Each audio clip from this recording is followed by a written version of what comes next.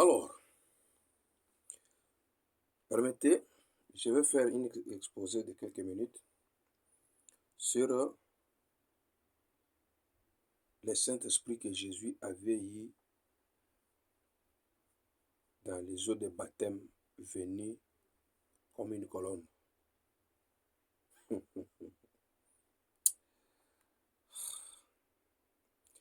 Le mal aujourd'hui, c'est qu'il n'y a plus l'amour. Quand l'amour termine, finisse, les gens se trahiront. Quelqu'un qui fait toute une prédication de 3 mois, il définit un Jésus qui est différent. Celui de 6 ans, si c'est 12 ans, si c'est combien, et l'autre de 30 ans. L'autre du berceau, je ne sais pas l'autre, je ne sais pas si c'est de maternité et de quoi, je ne sais pas. Et ça fait 3 mois. Tu dors, tu te réveilles, tu dors, tu te réveilles. Et un frère m'a dit, si tu refuses que ce n'est pas comme ça, alors la colombe qui est descendue dans les eaux de baptême, c'était pourquoi?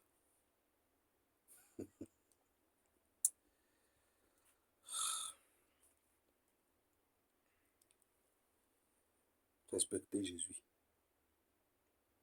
Il n'est pas votre ami. Hébreux 13:8. Hébreux 13:8 dit, Jésus-Christ est le même hier, aujourd'hui et éternellement. Vous comprenez? C'est-à-dire, la même personne est de la même manière qu'il est, avec ces mêmes décisions, son système d'affaires, des lois, des ordonnances, des grâces, et tout, il est le même. Il est la même personne. Hébreux 13:8 dit, Jésus-Christ est le même hier, aujourd'hui et éternellement. Le même Dieu éternel que je parlais dans une autre prédication. Seigneur éternel, Jésus-Christ, c'est le même qui créa les ciels, la terre, la mer, la lumière, les ténèbres, les consorts. C'est cette même personne qui est Jésus-Christ. C'est pourquoi Hébreux 13:8 dit qu'il est le même hier, aujourd'hui et éternellement. C'est la même personne qui créa Marie, l'amener sur terre, créa une semence et mettre dans Marie, et entrer dans ça pour manifester sa divinité sur la terre. Il doit être différent de qui et comment. C'est la question que vous devrez vous poser. Ce n'est pas le même Jésus-là qui a donné le Saint-Esprit à la sœur de Marie, encore dans la ventre. Ce n'est pas le même Jésus-là qu'on a dit, il sera celui qui sauvera ce peuple. Ce n'est pas le même Jésus-là qu'on a dit Père éternel, Prince de paix. Ce n'est pas le même Jésus-là qu'on a dit Dieu tout-puissant. L'Éternel deviendra lui-même. Il va être différent. Et comment l'Éternel qui est éternel? Qu'est-ce qui est éternel? C'est Dieu. Celui qui est éternel va encore trouver le Saint-Esprit aux eaux de baptême. Quand je me cache là, frère, ce n'est pas pour jouer. Quand je me cache là, c'est pour faire, pour travailler. Regardez ce que je fais. Partout, je fais ça. Oui. Ça, c'est ce que je fais. Je fais ça. Je fais ça. Regardez, c'est tout. Je fais ça. Regardez encore ici. Je fais beaucoup de boulot. Bon, pas beaucoup de boulot, mais je ne veux pas que les gens viennent m'apprendre des mensonges. Regardez ça. Je fais ça. Je fais ça. Et je ne peux pas lire tout ça dans une même truc comme ça. Vous voyez? Les mêmes Jésus là, c'est celui qu'on a parlé dans Hébreux 13, 8 là. Écoutez la bouche de Jésus. Je vais lire dans Jean 3. Écoutez, on lise un peu. Jean 3, 13. Jean 3, 13. Il dit, personne n'est monté au ciel, si ce n'est celui qui est descendu du ciel, le Fils de l'homme qui est dans le ciel. Ne fais pas les doigts comme ça, pour dire que celui qui est monté au ciel, il est monté comme ça. Descendu, il est descendu comme ça. Il est dans le ciel comme ça. Vous voyez? Pour que vous dites, une voix est descendue là-bas. Il y a une autre qui parle là-bas, une autre qui parle là-bas. Vous écoutez bien. D'où vous ne comprenez pas très bien ce que je comprends. Écoutez Jésus ce qu'il dit. Personne n'est monté au ciel, si ce n'est celui qui est descendu du ciel. Le Fils de l'homme, lui-même là, qui est dans le ciel. Vous comprenez? Le ciel là, c'est où? Ça, c'est la première des choses que vous devrez comprendre. Comme il est le même hier, aujourd'hui, éternellement, il a fait encore le même scénario dans l'Ancien Testament. Je vais lire. Moi, on m'attaque seulement que je suis dire dans ce que je dis. Mais personne n'est entré dans la Bible pour me faire sortir de menteur. Non. Non. Mais moi, essayez de citer encore le nom de quelqu'un auprès de moi. Dans les secrets là, je vais amener toute une bande. Et vous verrez que ça là. Bon, je vais lire Exode 19 dans l'Ancien Testament. 17 à 20. Exode 19, 17 à 20.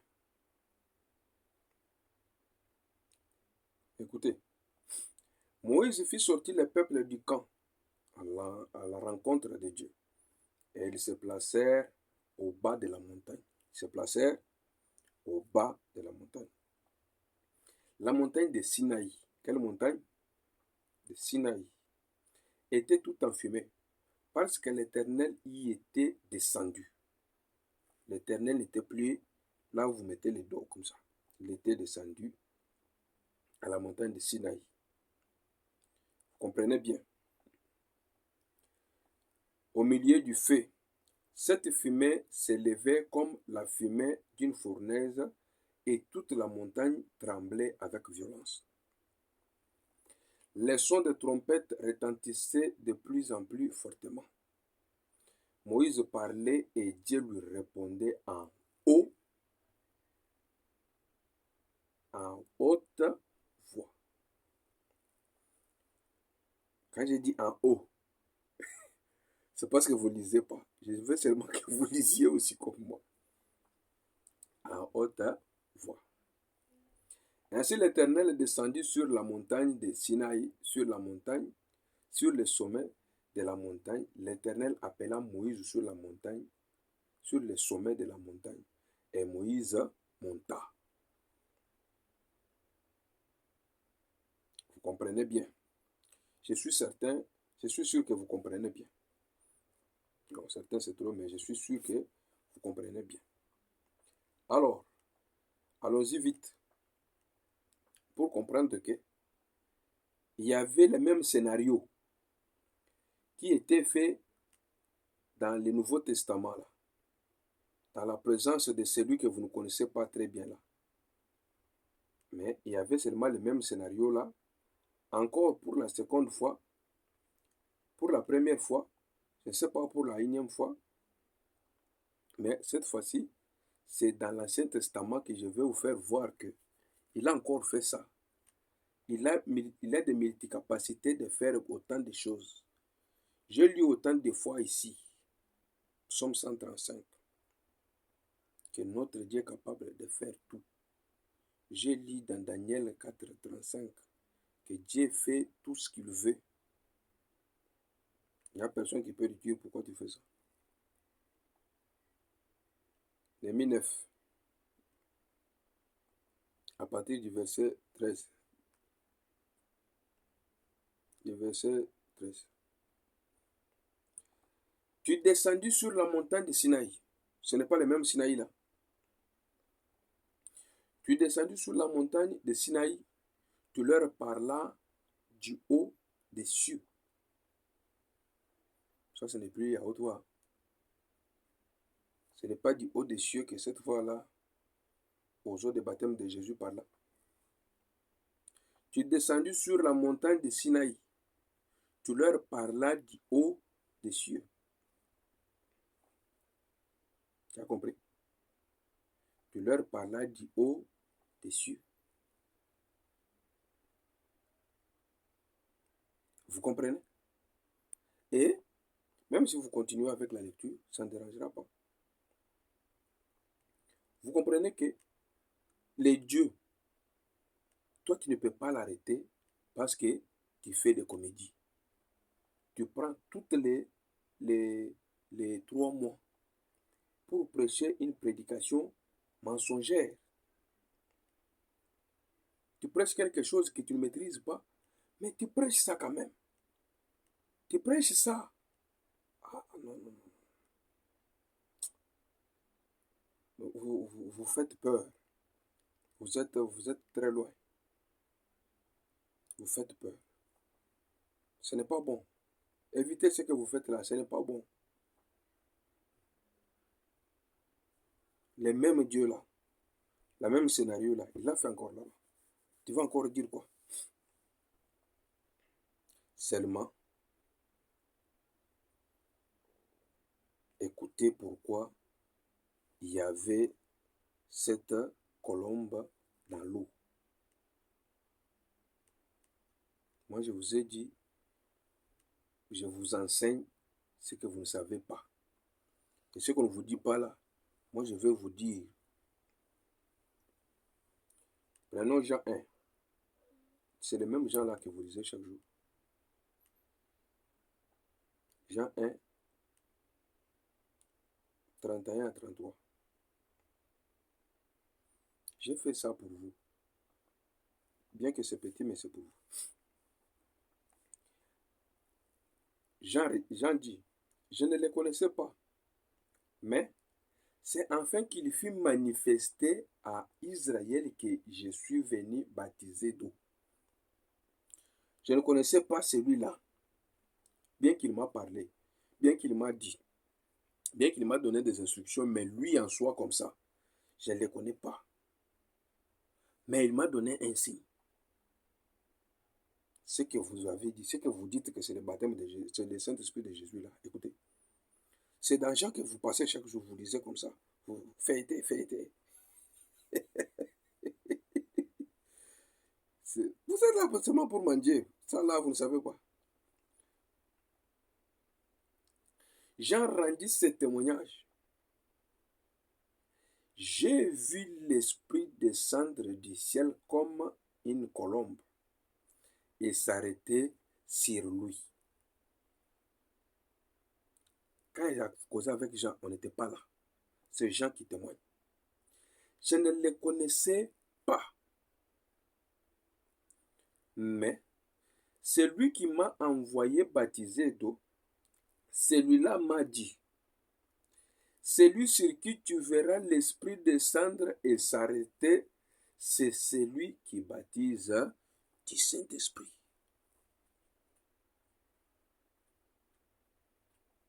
Vous comprenez? Frère, tu as compris pourquoi? Tu as compris cet oiseau-là, son objectif.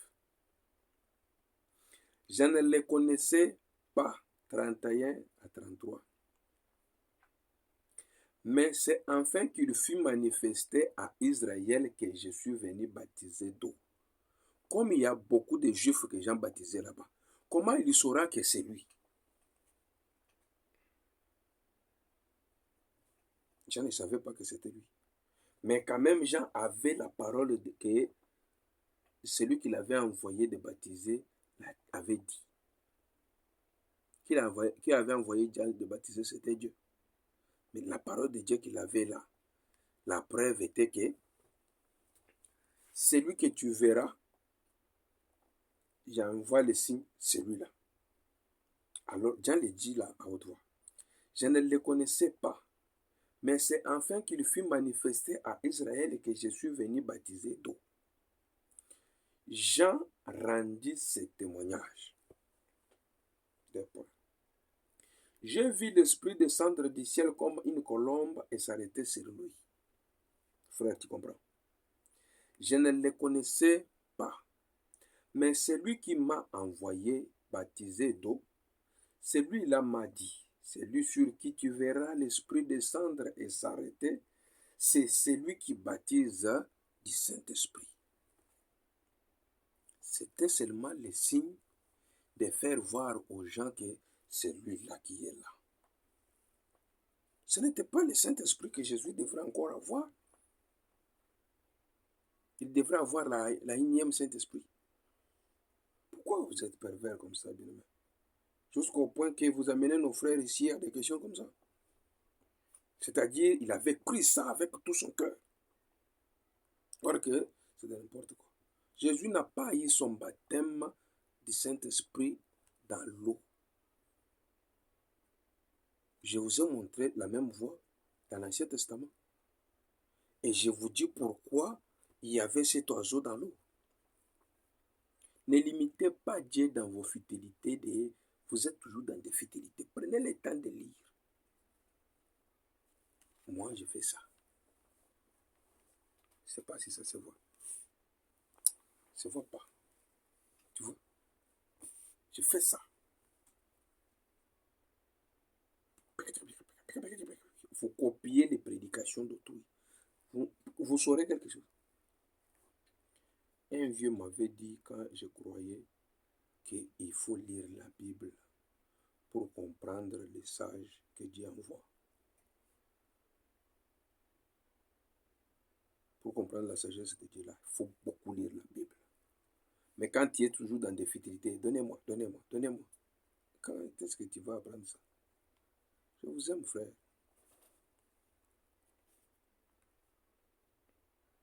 Tout ça, c'est parce que Jésus avait déjà parlé de Matthieu 24. 24, 10, je pense. Matthieu 24, 10. Écoutez.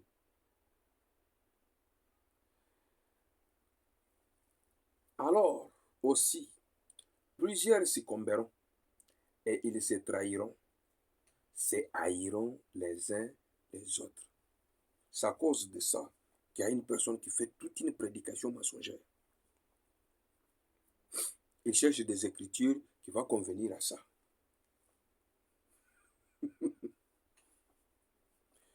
Moi, je prêche ici. Ici. Si tu veux m'aider, il faut élargir ça. Il faut vraiment élargir ça. Donner à une autre personne. Même s'il m'injurie, mais il a quand même des notes pour que ça va l'aider. Plusieurs faux prophètes s'élèveront et ils séduiront beaucoup de gens. Plusieurs, les faux prophètes qu'on dit là, ce sont des prédicateurs. Et parce que l'iniquité se sera accrue beaucoup. La charité du plus grand nombre se refroidira. Dans sa tête là, avec les Jésus de 12 ans, il cherche l'argent seulement.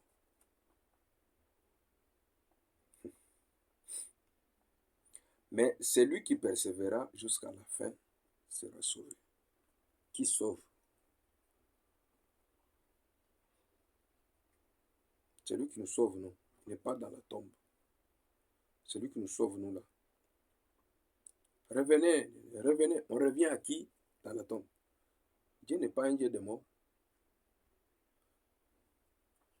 Dieu n'est pas un Dieu de mort.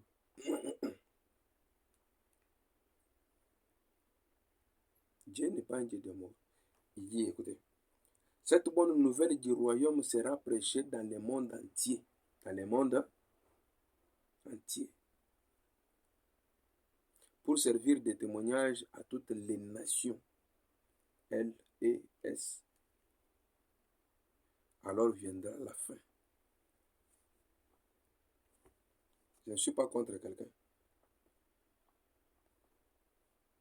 Je ne suis pas contre quelqu'un. Je vous avertis seulement. Je vous aime. Je devrais lire quelque chose, mais ma batterie là, ça finit. Que Dieu bénisse la RDC.